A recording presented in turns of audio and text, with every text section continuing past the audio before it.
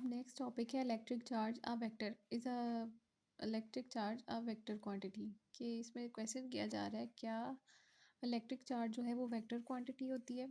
अब जो electric charge है ना, उसकी बात यह है कि उसके पास मैग्नीट्यूड भी होता है और डायरेक्शन भी।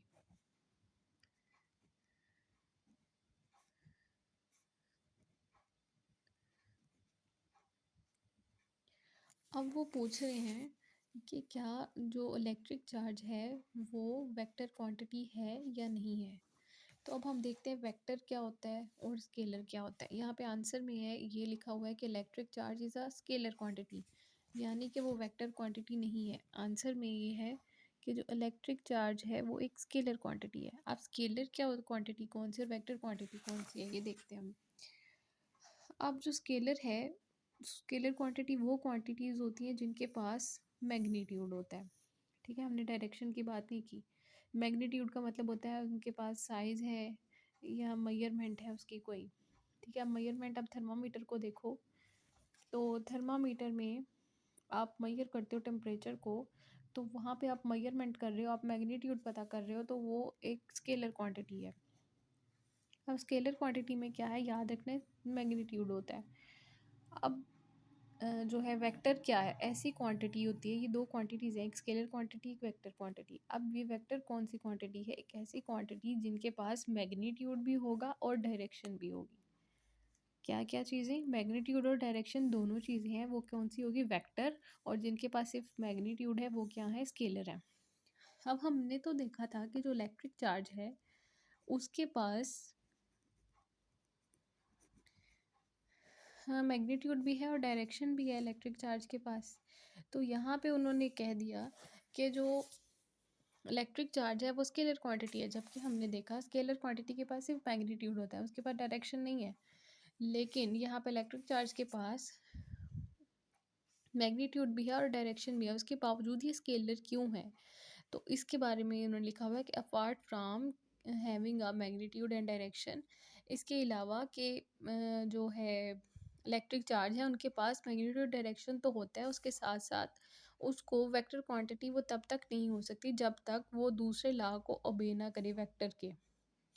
तो वो लॉ कौन से हैं, लॉज ऑफ वेक्टर एडिशन जो है, जैसा कि triangle law of vector addition एक ये हो गया, और दूसरा कौन सा है, parallelogram law of vector addition. ठीक है, तो उसके साथ साथ इसको ये वाले लॉज भी फॉलो करने होंगे तभी वो वेक्टर क्वांटिटी बन सकती है। तो इलेक्ट्रिक चार्ज जब तक इन लॉज को फॉलो ना करे, ओबे ना करे, तब तक ये एक वेक्टर क्वांटिटी नहीं बन सकते। तो बावजूद इसके कि इनके पास इलेक्ट्रिक चार्ज के पास मैग्नीट्यूड भी है डायरेक्शन भी है, तो भी ये वेक्टर क्वांटिटी नहीं है, ये एक स्केलर क्वांटिटी है, क्योंकि ये लॉ को ओबे नहीं कर रहा जो कि वेक्टर के लिए होते हैं।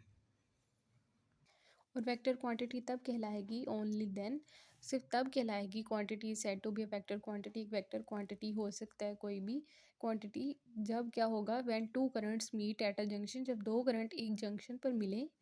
इन the case of electric current, electric current के केस में दो करंट्स एक जंक्शन पर आकर मिले, एक पॉइंट पर आके मिले। द रिजल्टेड करंट फिर उसकी क्या होगी, of these will be an algebraic sum and not the vector sum. तो उनका जो रिजल्टेंट होगा वो क्या होगा, अलजेब्रिक सम होगा और वेक्टर सम नहीं होगा। ठीक है, तब जाकर ऐसा हो सकता है कि ये एक वेक्टर क्वांटिटी हो। Therefore an electric current is a scalar quantity, इसलिए जो इलेक्ट्रिक करंट है वो एक स्केलर क्वांटिटी होती है, आल्दो बावजूद इसके कि इसके इट पोजेसेस, इसके पास होता है मैग्नीट्यूड एंड डायरेक्शन। मैग्नीट्यूड और डायरेक्शन दोनों चीज़ें होती हैं। तो पहले हमने देखा कि जो वेक्टर था, वेक्टर के पास जो है क्या होता है, एक सी क्वांटिटी होती है जिसके पास मैग्नीट्यूड भी और डायरेक्शन भी हो। अब यहाँ पे इलेक्ट्रिक चार्ज के पास मैग्नीट्यूड भी है डायरेक्शन भी है, लेकिन ये बाकी चीज़ों को फॉलो नहीं करता। बाकी चीज़ों को कौन से, वेक्टर एडिशन के जो हैं, triangle of vector addition, parallelogram law of vector addition, ये सब इनको लॉज को फॉलो नहीं करता। इस वजह से जो इसको क्या कहते हैं, वेक्टर क्वांटिटी नहीं है ये, बल्कि ये क्या है, एक जो इलेक्ट्रिक करंट है इज़ अ स्केलर क्वांटिटी, एक स्केलर क्वांटिटी है। अब इलेक्ट्रिक जो चार्ज है उसको मेजर किस तरह करेंगे, तो जो एक हर चीज़ का एक यूनिट होता है। अब इलेक्ट्रिक चार्ज का जो यूनिट है वो क्या है, कूलम है। अब कूलम में उसको मेजर करते हैं। अब इलेक्ट्रिक चार्ज के बारे में अगर बात करें तो इतने कूलम है, तो ये उसका एक यूनिट है। तो 1 coulomb is the quantity of charge transferred in 1 second. 1 second में कितने जो चार्ज ट्रांसफ़र हुए वो उसमें ये लिखा जाएगा कि 1 कूलम्ब इज़ द क्वांटिटी, वो क्वांटिटी होती है कि 1 सेकंड में कितने चार्ज ट्रांसफ़र हुए। मैथमेटिकली अगर इसको लिखा जाए तो हम लिखते हैं Q is equal to I dot T या आई मल्टीप्लाई टी। तो Q क्या होता है? Q इलेक्ट्रिक चार्ज को बोलते हैं और आई क्या है? करंट है और टी क्या है? टाइम है।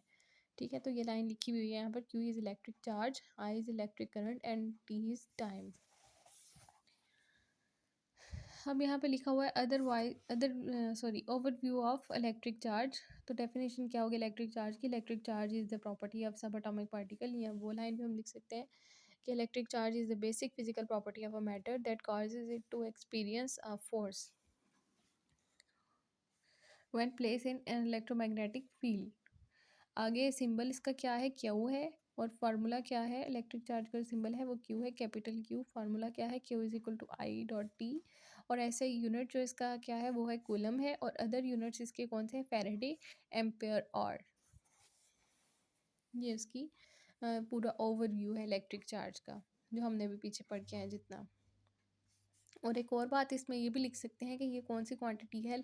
Electric charge is a scalar quantity. Properties of electric charge क्या होंगी? अब हम लोगों को पता है कि एक पॉजिटिव चार्ज यहाँ पे है और एक पॉजिटिव चार्ज यहाँ पर है, तो दोनों पॉजिटिव चार्ज एक दूसरे को क्या करेंगे? रिपेल करते हैं।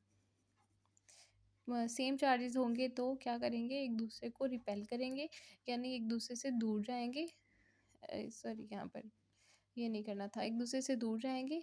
अगर यहाँ पे नेगेटिव चार्ज हो, यहाँ पे नेगेटिव चार्ज हो, तो दोनों सेम चार्जेस हैं, सेम चार्जेस भी एक दूसरे से क्या होंगे? दूर जाएंगे, रिपेल करेंगे, एक दूसरे को दूर धकेलेंगे। लेकिन अगर अपोजिट चार्जेस होंगे, एक पॉजिटिव होगा और एक नेगेटिव होगा, तो दोनों एक दूसरे को अट्रैक्ट करेंगे। ठीक है, एक दूसरे के करीब आएंगे। तो पॉजिटिव एंड पॉजिटिव चार्ज क्या करते हैं? एक दूसरे को रिपेल करते हैं। नेगेटिव नेगेटिव चार्ज एक दूसरे को रिपेल करते हैं, जबकि पॉजिटिव और नेगेटिव चार्ज जो है यानी ऑपोजिट जो चार्जेस हैं वो एक दूसरे को क्या करते हैं? अट्रैक्ट करते हैं। तो यहाँ पे लिखा हुआ like charges repel each other, मतलब जो एक जैसे चार्जेस होते हैं एक दूसरे से दूर भागते हैं, एक दूसरे को दूर धकेलते हैं, तो रिपेल होते हैं एक दूसरे से। और जो अपोजिट चार्जेस होंगे वो एक दूसरे को अट्रैक्ट करते हैं, एक दूसरे के करीब आएंगे। ये देखा, ये अंदर की तरफ एरो है, मतलब अपोजिट चार्जेस हैं तो एक दूसरे को अट्रैक्ट कर रहे हैं। अब जो वेरियस प्रॉपर्टीज होंगी वो charge include the form following, वो क्या क्या है? Additivity of electric charge, conservation of electric charge, और क्वांटाइजेशन ऑफ इलेक्ट्रिक चार्ज। अब इलेक्ट्रिक चार्जेस की कितनी टाइप्स हैं? उसकी दो तरह की टाइप्स हैं, एक पॉजिटिव चार्ज है और एक नेगेटिव चार्ज है। अब नेगेटिव चार्ज क्या और पॉजिटिव चार्ज क्या है? When an object has negative charge, जब एक ऑब्जेक्ट है, कोई चीज़ है, उसके पास नेगेटिव चार्ज होगा, इसका मतलब क्या है? इसके पास ज़्यादा इलेक्ट्रॉन्स हैं, क्योंकि इलेक्ट्रॉन्स के पास कौन सा चार्ज होता है? नेगेटिव चार्ज होता है। तो अगर कोई ऑब्जेक्ट जो है वो नेगेटिवली चार्ज है तो उसका क्या मतलब है? उसके पास ज़्यादा इलेक्ट्रॉन्स हैं प्रोटॉन की निस्बत। और अगर कोई ऑब्जेक्ट जो है पॉजिटिव चार्ज है तो उसका मतलब ये है कि उसके पास ज़्यादा प्रोटॉन है, क्योंकि प्रोटॉन के पास क्या पॉजिटिव चार्ज होता है, तो बनिस्बत इलेक्ट्रॉन के उसके पास ज़्यादा क्या है? प्रोटॉन्स हैं।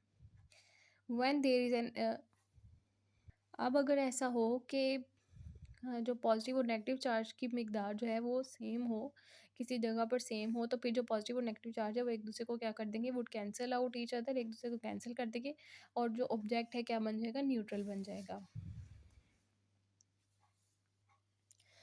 अब कूलम्स लॉ क्या है? कूलम जो है ये एक साइंटिस्ट था जिसका नाम पे ये लॉ रखा गया, और यहाँ आपने ये फार्मूला इसका देख लो, इस फार्मूले में ही इसका पूरा कूलम लॉ है।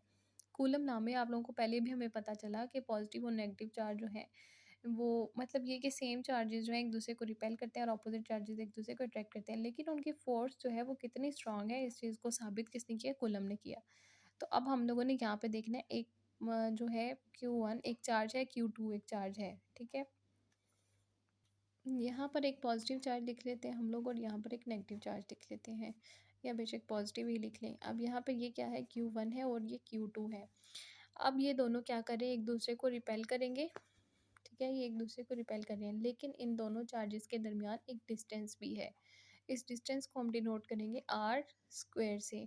ये कभी नहीं भूलना, आर के ऊपर स्क्वायर लगाना कभी नहीं भूलना, और स्क्वायर नहीं लगाएंगे तो गलत हो जाएगा सारा।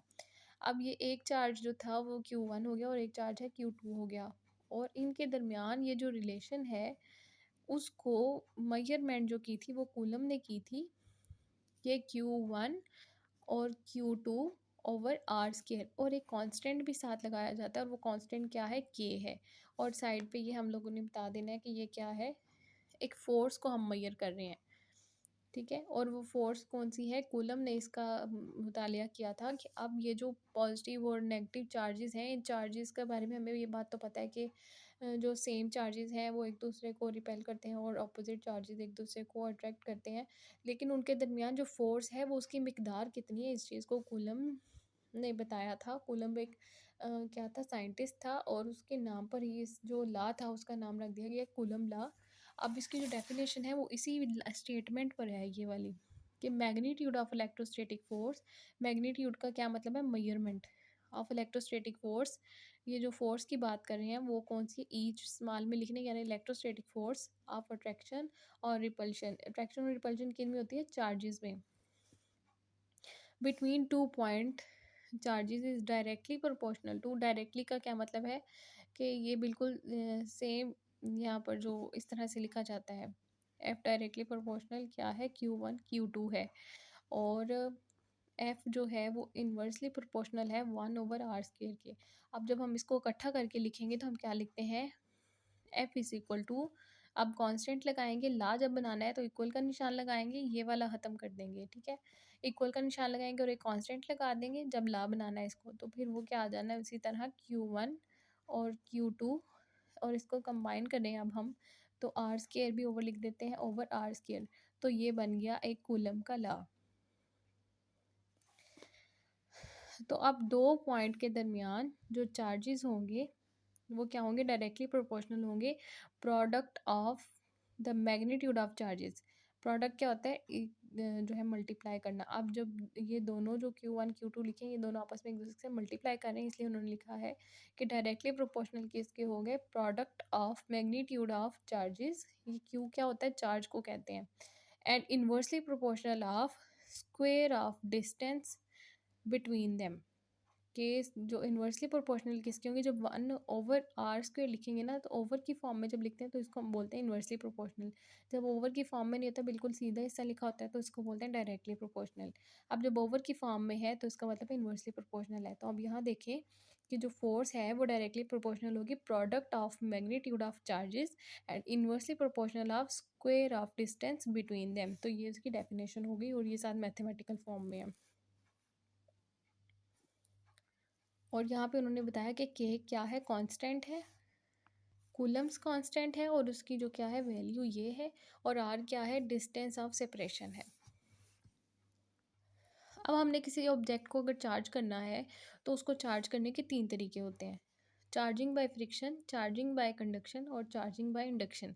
चार्जिंग बाय फ्रिक्शन का क्या मतलब है, रगड़ खाएगी कब जब कोई चीज़ किसी चीज़ के साथ, तो उसके दरमियान क्या हो जाती है, फ्रिक्शन आ जाती है, तो वो चीज़ चार्ज हो जाती है। फॉर एग्जांपल इसमें जो हम जब कंघी करते हैं, या आप लोगों ने कंघी के साथ ये जो रगड़ कर कंघी को कागज़ चिपकाते हो, तो मतलब उसको चार्ज करते हो, तो उनमें चार्जेस लेके आते हो, तो वो किस तरीके से आ रही होती है, फ्रिक्शन के ज़रिए आ रही होती है। तो when two object are rubbed against each other, जब दो ऑब्जेक्ट्स को रब किया जाता है एक दूसरे के साथ, उस वक्त क्या होता है, चार्जेस का ट्रांसफ़र होता है, और one of object loses electron, उनमें से एक ऑब्जेक्ट जो है वो अपने इलेक्ट्रॉन को लूज़ कर देता है और दूसरा जो है वो इलेक्ट्रॉन को गेन कर लेता है। अब द ऑब्जेक्ट लूजेस इलेक्ट्रॉन, जिस ऑब्जेक्ट ने इलेक्ट्रॉन को लूज़ किया उसके पास कौन सा चार्ज आ जाएगा, पॉजिटिव चार्ज आ जाएगा, और जिस ऑब्जेक्ट ने इलेक्ट्रॉन को गेन किया है उसके पास कौन सा चार्ज आ जाएगा, नेगेटिव चार्ज आ जाएगा। और both the object get charge due to friction, अब दोनों ही जो ऑब्जेक्ट हैं वो चार्ज हो गए हैं फ्रिक्शन की वजह से। फ्रिक्शन क्या है, रब किए जाने की वजह से, रगड़ खाने की वजह से। And this method of charging is commonly known as, और इस जो मेथड को चार्ज करने के ऑब्जेक्ट को क्या बोलते हैं, इलेक्ट्रिफिकेशन बाय फ्रिक्शन। अब चार्ज करने के दो और तरीके हैं, एक है कंडक्शन और इंडक्शन, इन दोनों में बस थोड़ा सा ही डिफरेंस है। एक में क्या है कि हम लोगों ने एक चीज़ चार्ज है, अब हमने उस एक चीज़ के ज़रिए दूसरे ऑब्जेक्ट को चार्ज करना है, तो हम क्या करेंगे, the method of charging an object an uncharge object. एक जो ऑब्जेक्ट है वो चार्ज्ड है और एक जो ऑब्जेक्ट है वो अनचार्ज्ड है, ठीक है, एक चार्ज्ड है। अब हम लोगों ने क्या करना है कि अब हम लोगों ने जो अनचार्ज्ड है ऑब्जेक्ट है उसको हमने करीब लेके आना है चार्ज ऑब्जेक्ट के। इस जो ऑब्जेक्ट है जो अनचार्ज्ड है इसको चार्ज ऑब्जेक्ट के बिल्कुल करीब लेके आएंगे, इसके पास लेके आएंगे। तो क्या होगा कि known as charging by conduction, इस तरीके से एक अनचार्ज्ड ऑब्जेक्ट को चार्ज ऑब्जेक्ट के पास लाकर चार्ज करने के तरीके को बोलेंगे कि charging by conduction. The charge conductor has an unequal number of proton and electron. जो चार्ज्ड ऑब्जेक्ट था ना उसके पास अनइक्वल मिकदार में क्या थे, इलेक्ट्रॉन्स और प्रोटॉन्स थे। Hence when an अनचार्ज conductor is brought nearer, तो जब इसके पास अनइक्वल मिकदार में क्या थे, प्रोटॉन और इलेक्ट्रॉन थे, और जब इसको अनचार्ज ऑब्जेक्ट को इस चार्ज ऑब्जेक्ट के करीब लाया गया तो फिर इसने क्या किया,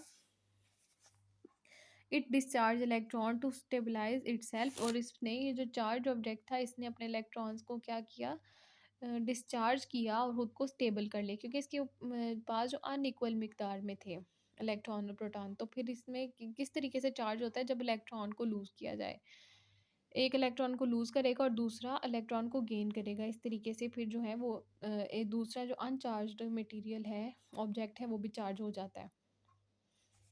अब सिंपली ये है कि ये अनचार्ज्ड है और ये चार्ज्ड है। इसके पास ये जो चार्ज्ड है मटेरियल इसके पास अनइक्वल मिकदार में प्रोटॉन भी है और न्यूट्रॉन भी है, सॉरी इलेक्ट्रॉन है। अब ये जो अनचार्ज्ड था ये इस चार्ज्ड वाले के पास लाया गया तो ये वाला भी क्या हो गया, चार्ज हो गया। किस तरह चार्ज हुआ कि ये जो पहले से चार्ज था उसके पास अनइक्वल मिकदार में इलेक्ट्रॉन प्रोटॉन थे, उसने अपने इलेक्ट्रॉन को क्या कर दिया, डिस्चार्ज कर दिया, ये अनचार्ज्ड वाले को दे दिया। तो वो क्या बन गया, जो चार्ज था वो स्टेबलाइज भी हो गया और जो अनचार्ज्ड था वो चार्ज हो गया।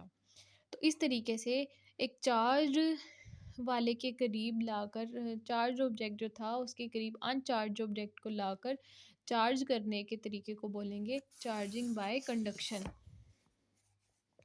अब जो चार्जिंग व इंडक्शन है उसमें भी यही करेंगे हम, जो एक अनचार्ज ऑब्जेक्ट है कंडक्टर है उसको एक चार्ज कंडक्टर के करीब लाकर हम लोग उसको चार्ज करेंगे, लेकिन इसमें उसके साथ फिज़िकल कांटेक्ट नहीं होगा, ठीक है। यहाँ पर उसके बिल्कुल करीब ही लाना है लेकिन उसके साथ फिज़िकल कांटेक्ट नहीं करना, ठीक है। उसके बिल्कुल करीब लाएंगे लेकिन उसके साथ फिज़िकल विदाउट फिजिकल कांटेक्ट के जब हम चार्ज करते हैं, चार्जिंग के इस तरीके को बोलेंगे चार्जिंग बाय इंडक्शन। और जब बिल्कुल करीब ला के जो चार्ज करते हैं अनचार्ज ऑब्जेक्ट को तो उसको बोलेंगे चार्जिंग बाय कंडक्शन। और जो रगड़ के ज़रिए हम लोग चार्ज करते हैं उसको बोलेंगे चार्जिंग बाय फ्रिक्शन। तो चार्ज करने के तीन तरीके हैं, charging by friction, charging by conduction और चार्जिंग बाय इंडक्शन।